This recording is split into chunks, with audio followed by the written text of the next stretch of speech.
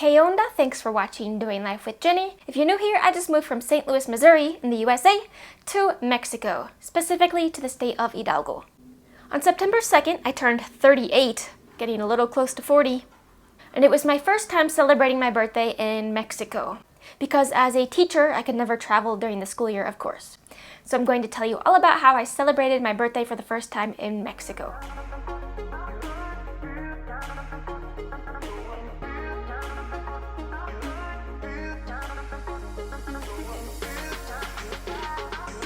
My mom gave me my birthday card with money in it before I left, but I saved it in my bag and I didn't open it until my birthday.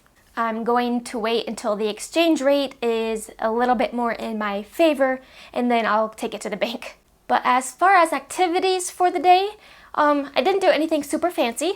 My friend who lives in the state of Mexico and I met up and hung out for a good while. We had quesadillas at the market. I kind of felt bad because I could tell he was wanting something besides like quesadillas or gorditas or something. But as you know, I'm vegan, so the places he was wanting to go didn't have any options for me, and I was fine with that. I said, hey, you eat yours and I'll eat later, or eat yours and come eat it where I'm going to eat, or I'll bring my food to wherever you want to eat, but he insisted on having the quesadillas with me. And then we just explored Actopan a little bit. After we walked around for a little bit, we sat in the center and chatted for a good while and had some ice cream. We saw they were already putting out decorations for Independence Day. And we were excited to take our picture with the Actopan sign. You know, the letters in the center that every town and city tends to have?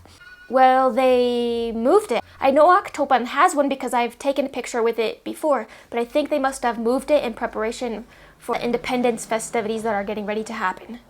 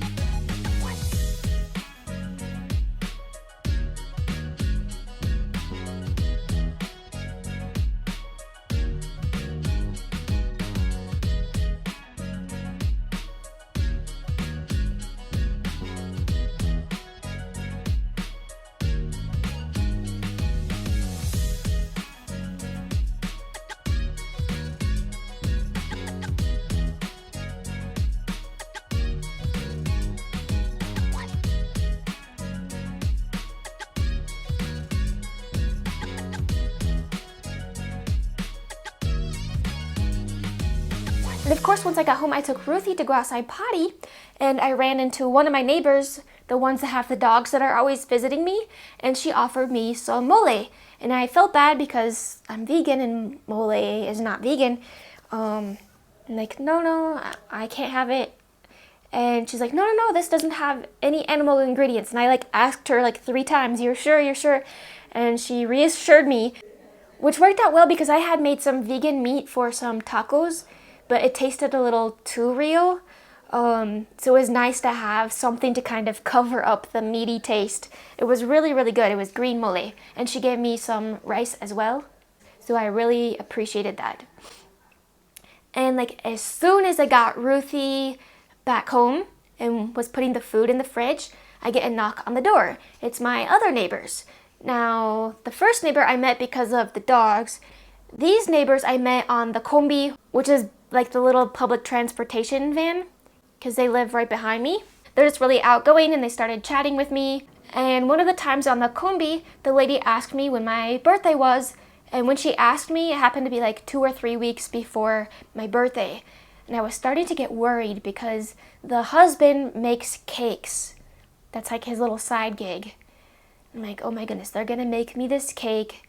It's gonna be full of wheat and eggs and dairy, and I can't have any of that. And it's always one of those situations where you don't want to be rude and not accept it, but if you do accept it, then maybe they're going to bring more cakes in the future, and you're just wasting a lot of cakes instead of just one. But they brought me chocolate, and I don't know how they did it. but it happened to be vegan. I don't even know if I told them I was vegan. And most people around here don't even know what that is. I mean, that happens in the US. People don't know the difference between veganism and vegetarianism. But it happened to be dark chocolate that didn't have any milk in it. And it was good because I've struggled finding like chocolate, vegan chocolate around here. I've been getting cereal to get my chocolate fix. But that was just really, really so sweet of them. But I just felt so welcome. I didn't feel like, oh my goodness, I'm all alone on my birthday. But besides my parents back home, nobody really does anything or says anything except for your Facebook friends. Not that it's expected, it is definitely not. If anything, it makes me feel a little awkward. So I think that just goes to show you the type of people the Mexican people are. They're just really warm and friendly, and there's a true sense of community here. It's just really neat that every day when I walk Ruthie, we say hi to the same people. The people at the shops that I go to or we go to recognize us. They're just very friendly. They're so friendly. This is going to sound ironic, I guess is the word I'm looking for. But there was one guy who was so friendly that he got mad at me for not like asking for stuff at his store. It's the kind of store where you can't walk in. They just have like, you can walk up to it and there's a counter and you can see some of the stuff at the counter. But you can tell like they have a lot more stuff in the back, but I have no clue what else they have. From what I could tell, it's just like some snacks and some limited like produce. But they have like office supplies and a little bit of everything. So he's like, yeah, just don't be shy to ask. We probably have it. So I did learn that they have oatmeal I can buy in bulk, and it's cheaper than some of the other places I had been going. But yeah, my birthday ended up being nice. Ideally, I would have liked to go to Mexico City to eat at one of my favorite restaurants and or go salsa or swing dancing, but money has been really tight. If you'd like to see more content about me living in Mexico and building my house here, be sure to subscribe and turn on that notification bell. Adios!